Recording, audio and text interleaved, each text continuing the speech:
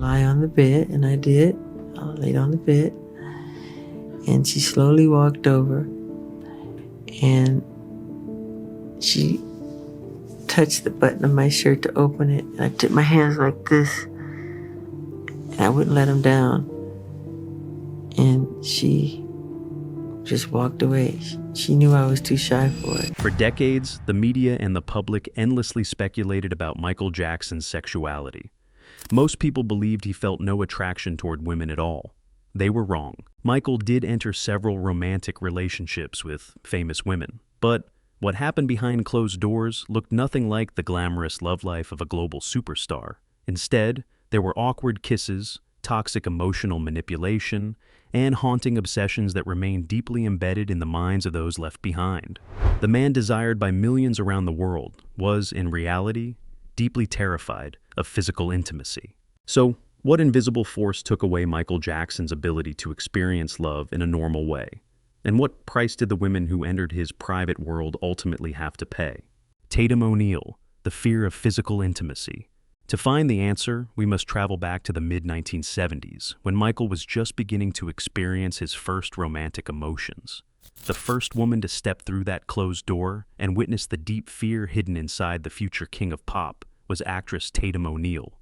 Michael Jackson and Tatum O'Neal first met at a party hosted by Paul McCartney. At the time, Tatum was only 12 years old, but she had already won an Academy Award. Michael was 17 and internationally famous as a member of the Jackson 5.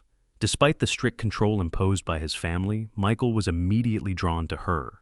Unlike the obsessive fans who often rushed toward him and tried to tear at his clothes, Tatum approached Michael calmly. She walked over, took his hand, and asked for his phone number. Her natural confidence made Michael feel comfortable enough to open up, and the two eventually began officially dating in the late 1970s. However, as soon as the relationship began moving naturally toward physical intimacy, Michael revealed signs of panic. According to Michael's version of the story, the incident happened inside an empty room when Tatum made the first move. The moment she began unbuttoning his silk shirt, Michael did not respond. Instead, he immediately crossed both arms tightly over his chest and backed himself into a corner, desperately trying to avoid her.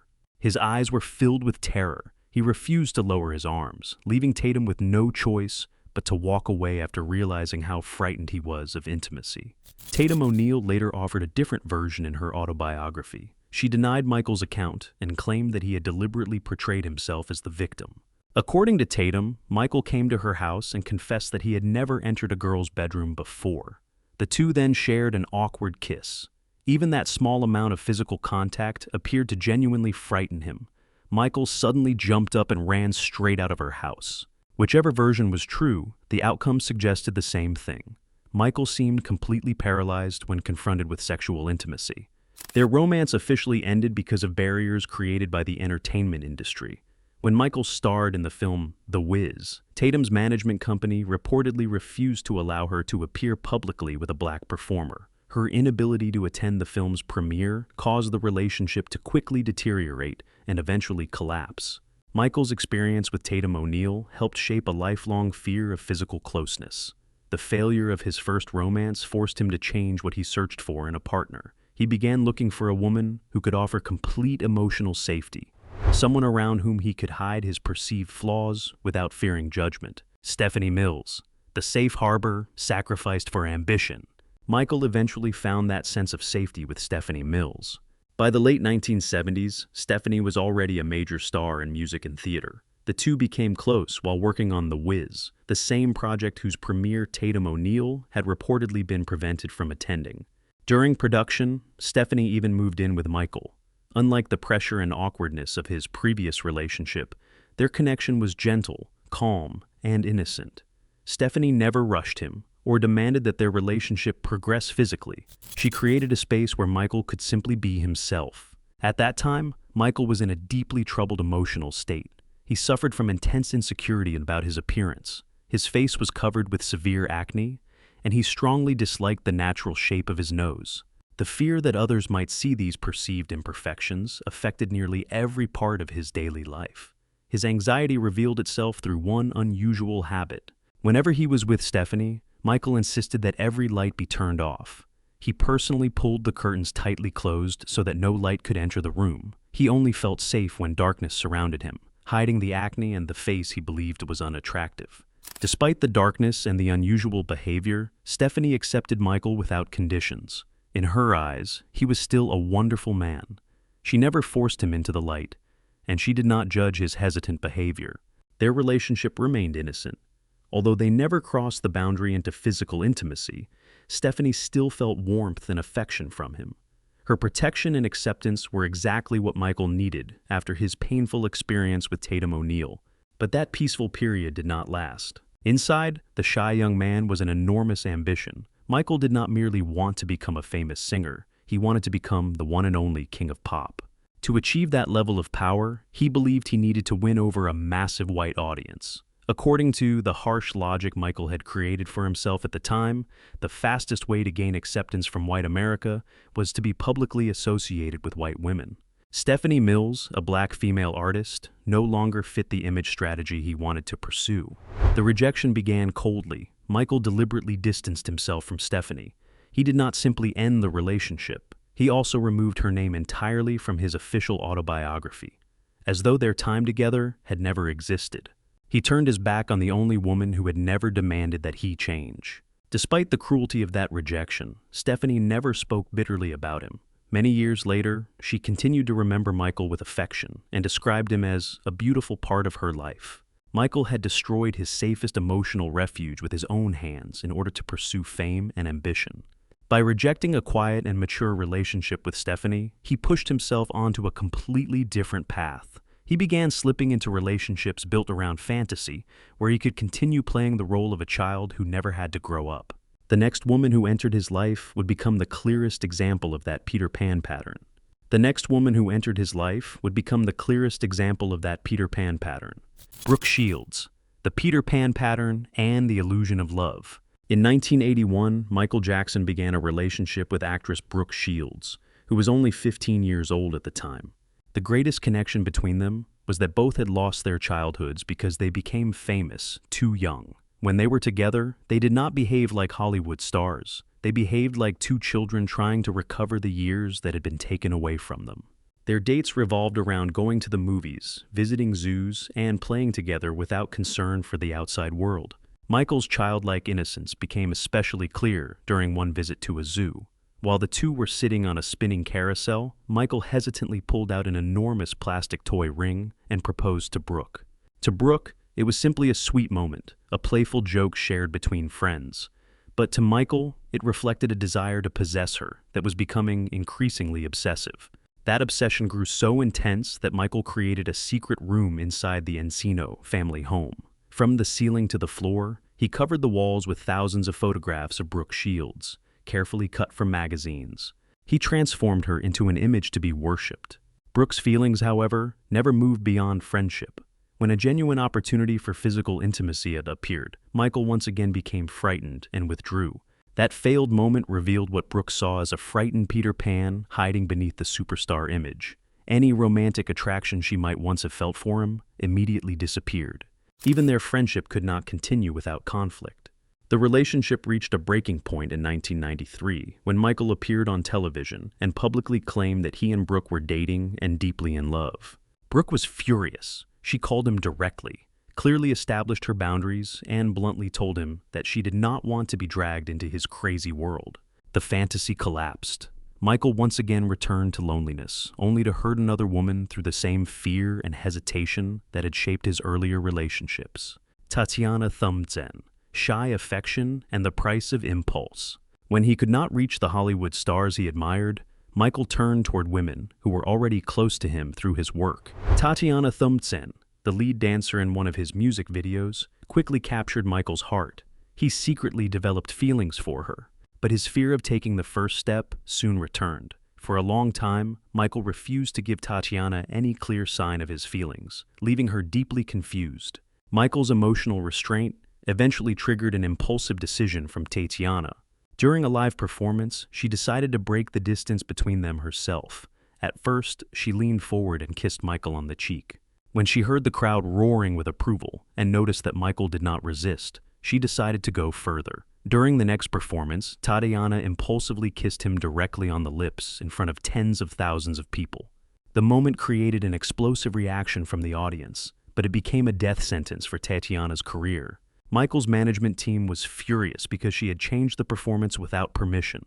Immediately after the kiss, Tatiana was called into the dressing room. The atmosphere was painfully silent. A manager entered and coldly placed a one-way plane ticket on the table in front of her. The meaning was unmistakable. She had been fired. Michael sat silently in the corner of the room. He did not turn around to look at her even once. He refused to defend the woman who had just risked her career because of her feelings for him. After that night, Michael ended all communication with her. There was no explanation and no goodbye. The cruel and cowardly abandonment reportedly pushed Tatiana into a severe depression. Her emotional collapse became so serious that her hair began falling out in large sections. Michael's silence devastated Tatiana. It also demonstrated that whenever he faced pressure from the public or his professional team, his instinct was to escape. But that habit of running away would finally be challenged when he encountered a woman who refused to tolerate weakness. Madonna, the conflict between maternal comfort and the fear of control. In 1991, Michael became involved in one of the most widely discussed celebrity dates of the era when he attended the Academy Awards with Madonna. The world expected an explosive combination between two of the greatest icons in pop music. In reality, the atmosphere between them was tense and uncomfortable. Michael's insecurity was visible even on the red carpet. As he walked beside Madonna in her daring low-cut dress, his eyes repeatedly turned away from her. His hands, covered by his crystal-studded glove, remained tightly pressed together. He appeared completely overwhelmed by her forceful energy. After the ceremony, they returned home together, but the relationship progressed no further than a kiss. Madonna quickly recognized what Michael was actually searching for. She realized that he did not truly want a romantic lover. He wanted a form of maternal attention, someone who could comfort and protect the frightened child inside him.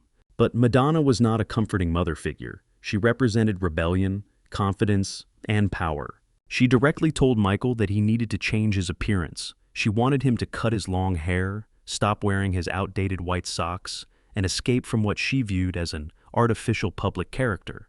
To Michael, this advice felt like a threat. He was deeply afraid of being changed or controlled by another person. Instead of accepting her criticism, he responded with resentment. The conflict reached its peak inside a limousine. When Madonna continued pressuring him to abandon the white socks, Michael angrily grabbed one of her cassette tapes and threw it through the car window. After that day, he publicly described her as a manipulative and cruel witch who wanted to control his life. Michael pushed Madonna away and continued searching for a woman who would completely submit to him while providing the absolute emotional safety he desperately needed. That woman would be Lisa Marie Presley. Lisa Marie Presley, the height of manipulation and a toxic tragedy. Lisa Marie Presley was the only true exception in Michael Jackson's personal life. Michael was 35 years old and reportedly still a virgin when he became involved with her. Lisa made him feel safe and trusted enough to establish a deep emotional connection, which eventually allowed him to experience physical intimacy. But instead of bringing happiness, that rare bond opened the darkest and most toxic chapter of his private life. The marriage, which lasted until 1996, quickly became suffocating. Michael revealed an extreme desire for control. He became obsessively jealous of Lisa's past and began using emotional blackmail against her. During one meal, Michael coldly slid a photograph of Nurse Debbie Rowe across the table toward Lisa Marie. It was a silent threat. If Lisa refused to have his children, the woman in the photograph would immediately do it instead. The pressure intensified as Michael's emotional condition became increasingly unstable. He developed a serious dependence on pain medication and allowed himself to be manipulated by people around him who wanted to profit from his fame. Living inside that environment, Lisa felt forced to protect herself. Late at night, inside the bathroom, the sound of the toilet flushing echoed as Lisa secretly disposed of packets of birth control pills. She lived in fear, constantly worried that Michael might suddenly search through her belongings and discover that she was refusing to become pregnant with his child. Exhaustion eventually led to divorce, but the emotional battle did not end. From 1996 until 2000, the power dynamic completely reversed. Lisa humbled herself, tried to hold on to him, and desperately wanted to reunite. Instead of welcoming her back, Michael used coldness as a form of punishment. He could not forgive her for secretly using birth control, and he cruelly pushed her away as an act of revenge. The tragedy continued until 2005. Lisa received a phone call from Michael. On the other end of the line, his voice trembled as he cried and expressed intense paranoia that the people surrounding him were planning to kill him. That confession appeared to confirm Lisa's long-standing fears about the toxic circle around him. When Michael died in 2009, every conflict and unresolved emotion ended in a deeply painful scene. At the funeral, after everyone else had left, Lisa Marie stood alone in front of his coffin. She apologized for being unable to save him from a cruel fate that reminded her of what had happened to her own father. Her regret was symbolized by a single sunflower, which Lisa quietly placed on Michael's gold-plated coffin inside the cold mausoleum. As the sunflower remained inside the tomb, it also brought the story of the women who entered Michael Jackson's life to an end. His life revealed a contrast so severe that it became almost cruel. Under the stage lights, Michael was an all-powerful figure. With a single movement of his hand, tens of thousands of people could collapse in excitement. But when the curtain closed, he was simply a deeply wounded man, terrified of even the most basic expressions of human intimacy. Michael Jackson's relationships, from Tatum O'Neal and Brooke Shields to Lisa Marie Presley, were never complete romantic love stories. They were part of a desperate journey undertaken by a soul that had been broken during childhood. He was constantly searching for unconditional warmth, a safe refuge that could protect the frightened child inside him. He appeared to need that protection more than he needed romantic love itself. And in his desperate desire to be healed, the king of pop unintentionally transformed love into a toxic cycle, leaving pain that could never be completely erased, both for himself and for the women who had fallen in love with him.